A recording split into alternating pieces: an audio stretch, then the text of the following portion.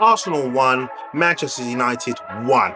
Arsenal lost 5-3 on penalties. That's right, Arsenal are dumped out of the FA Cup by 10 men Manchester United. Mikel Arteta is not at fault for this defeat. You may turn off now but say, Ty, I am not interested in what you got to say anymore. But hear me out. But while you do that, if you're new to the show, give a big subscribe. And on your way out, if you're still watching, give it a like. Because this is going to be tough to hear. Mikel Arteta is not at fault for this defeat. You are saying, Ty, you're talking so much rubbish. He's at fault. In the words of the great late Kevin Campbell, it's the players, not the manager. And this is what I'm going to say. And Kevin Campbell used to say this all the time about Arsenal. It's the players, not the manager. The players are at fault. The players that Mikel Arteta trusted when he bought Kai Havertz, a Declan Rice, Martin Odegaard, a Trossard. I'm naming these players because they had the best chances to put Arsenal ahead. Martin Odegaard from the penalty spot. Declan Rice comes on as a late substitute, a header that he just puts straight at the goalkeeper, tips it over the bar. Kai Havertz, 3 chances he could have scored in the second half alone of that match. Leandro Trossard, he had a glorious open goal, but he was not brave enough to put his body on the line and tap that ball away. That part is Mikel Arteta's fault. But the way Arsenal play is not Mikel Arteta's fault, because the last 2 seasons, Arsenal had an oomph under their belly. They had something burning to score goals. But this is where I can change now. But look, I'm going to be a flip-flop here and look like I don't have a clue what I'm talking about. Something's happened in training. Something's happened inside the Arsenal camp for Arsenal to now be playing poorly. I'm trying to use my words carefully. And I'm trying not to be like another channel out there where people that go on there and have rants and swearing and saying all bad stuff. I can be that person, believe me. So I'm containing myself and just going to have to festive inside. Am I going to go to bed very well tonight? More than likely not, because I'm just going to be thinking about that game. But I'm also going to be thinking about the obvious. Mikel Arteta has to now go into the transfer market. It sounds desperate, because it is desperate. Jesus has now gone off injured with the knee problem, and I think he's going to be sidelined for a very, very long time. I think it's going to be at least 2 months until Jesus is back. That just leaves one person who plays up front now, which is Kai Havertz, who has no confidence. And you saw that with his penalty miss in the penalty shootout. He stepped up. I was on the phone to my sister and I said, I have no faith in this guy stepping up at all whatsoever. Bang, he's missed. Odegaard put his penalty away in a penalty shootout. Great, that's nice. But when it really counted for in the 90 minutes, and fair play to United's, substitute goalkeeper, their substitute, the Turkish goalkeeper, I should know his name really and truly and be respectful to him, but he made a great save.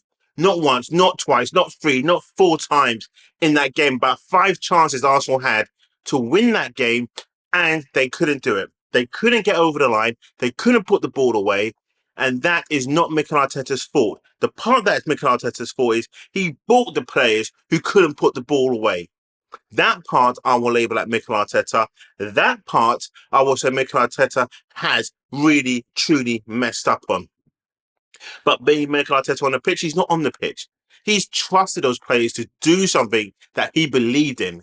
But now that's blown up in him. And as what he said, there are constraints, and limitations, that's the word. He used the word limitations. There was no limitations in the money that you spent on Kai Havertz. There was no limitations on the money that you spent on Jesus. There was no limitations on the money that you spent on Leandro Trossard. There was no limitations on Mikel Moreno that you chased after from 30 to 35 million. There was no limitations there. So, Mikel Arteta, as much as I try to defend you at the part of this show, I can't defend you going forward. Because the limitations that you talk about that this club has, you are part of that limitations. You are part of that from Arsenal now going forward. You have brought Arsenal forward to maybe your maximum potential that you have got. But when it comes to the transfer market, there's a limitation as to what you can do. There's a limitation as to what you can go after, and what you're seeing is what's needed for Arsenal to go forward even more. But you have brought Arsenal to a place where 2 years ago, you could say they were great. Last season, you could say they were fantastic. But this season, something has happened internally as to why this club is imploding from the inside out. You can see that. There's something wrong. Maybe a few goals to score would change. But Arsenal play Spurs on Wednesday, and that's even like Spurs struggled today against Tamworth. I watched that game. They struggled. They were boring. I turned it off. They were rubbish. They still won at the end of the game, so they're through to the fourth round. United, fair play to them. 10 men. Dallo got sent off early in the second half, and I'm going to say it was early. Arsenal had moments to snatch that goal. It was a soft penalty from Kai Havertz getting brought down. Odegaard stepped up. He wanted to take it, responsibility, capture. Okay, great, cojones taken. Uh, but he missed. It was a great save. It was a good penalty, but it was a better save. Kai Havertz had chance after chance after chance, and then you realise, Kai Havertz, you are just not a great finisher. I don't even think you're a great player. I think you're a good player because you made it to the top league. You made it to the Premier League, but you're not a great player. You're not a player that's going to help Arsenal.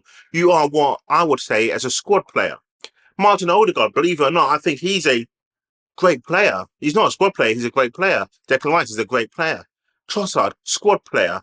Martinelli, squad player. Raheem Sterling, he's not an Arsenal player. He's just on loan. But he's a squad player. Arsenal have too many squad players. Mikel Moreno, waste of a player. Jorginho doesn't offer much. And this is where Mikel Arteta now has to really and truly look at himself and say, I need help. Put your hand up and say, I need help in the transfer market. I need help identifying players. I need help in securing the right players that can do the job. The striker that there was after in the summer, Sesko, he scored a banger today.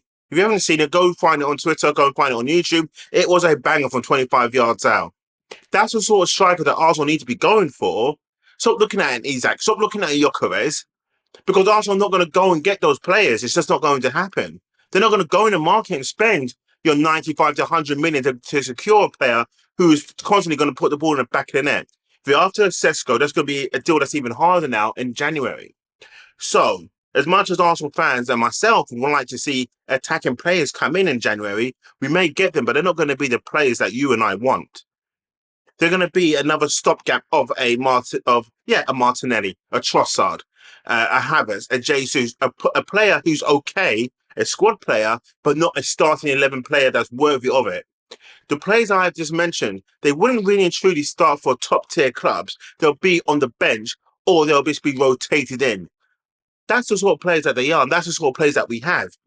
And I'm doing my best. Again, as you can see, the tempo has changed in my voice, and I've got to be careful of my heart. And that is no joke. I suffered from heart failure last year, and I've got to be careful. This is why I've got to stay calm. And maybe you guys will be saying, Ty, then why the hell are you doing this? Why watch Arsenal if it's going to be detrimental on your heart? And that is true. Someone came up to me today and said, Ty, don't get angry today. Don't get angry. And I was like, no, I'm going to be calm. And I was calm in the game. And I'm going to be calm now. But if you're new to the show, like, subscribe, turn that notification on. Definitely definitely the notification. I don't want you missing shows. But it's only 2 days ago when I said there's news that is going to upset the Arsenal fans. When I was saying in that show that Mikel Arteta is not under pressure. And boy, he may not be under pressure by the board, but he's going to be under pressure by the Arsenal fans. And coming this Wednesday against Spurs at the Emirates,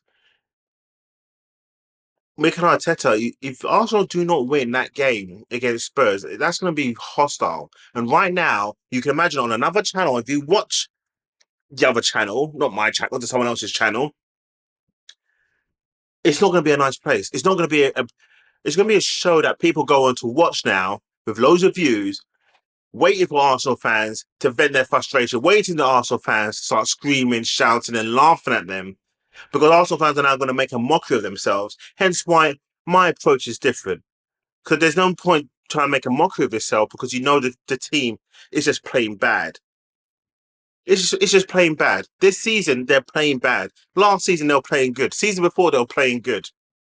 So I'm not going to lose myself, but I'm upset. That's all I can say. I'm just upset. I'm upset because of the way the players are conducting themselves. I'm upset because we don't have the top tier striker that this club deserves. I'm upset that under Mikel Arteta, Arsenal have never had a top striker that's been bought. Arsenal, for my days of watching Arsenal now, which is over 3 decades, I've always seen top tier strikers at this club. I've always seen a top tier striker. We may not have always won the league. We may not have always challenged, but we've always had a top tier striker at Arsenal. That's the truth. Mikel Arteta has failed to do that in 5 seasons, 10 transfer windows, call it 11 for this one. He's failed Arsenal in bringing in a top tier striker. That part is Mikel Arteta's fault. So, I'm off. 11 minutes. There's no point going over and over and over the same thing again. Arsenal are rubbish this season. They're not going to win the league. They'll finish second or third, if they're lucky, maybe even fourth, if they don't fix it up in the next 20 days, in the next 10 days. They've got 10 days till the transfer window is going to be finished, in my opinion, because the later on you get in the transfer window, the harder it gets. Mikel Arteta, you're on notice now. You are now going to be officially put on notice by a lot of people online screaming, you have to go. You're going to have to fix this. You're going to have to fix the striking force. It's down to bare bones now. Jesus is gone for 2 to 3 months. As I said, I'm saying it now. 2 months, I said, I think it's going to be 2 to 3 months with his knee because his knee is dodgy. Kai Havertz, his confidence is shot to pieces. Martin Odegaard is not the same Martin Odegaard as of last season. Bukayo Saka is now out between 2 to 4 months, as we know, so pretty much called his season over. Raheem Sterling is just rubbish. I hate saying that about players because he's made it to the top tier football and I haven't. He's just rubbish. Leandro Trossard is rubbish. Martinelli is rubbish. Again, these players have made it, but sometimes you just have to call it when you're watching it. And if you've ever played football, you understand football, you know what rubbish is. Okay? I was rubbish in the sense of I never made it to a pro, so I was rubbish. So being critical about this, I don't care. They're rubbish. I've got to say the words.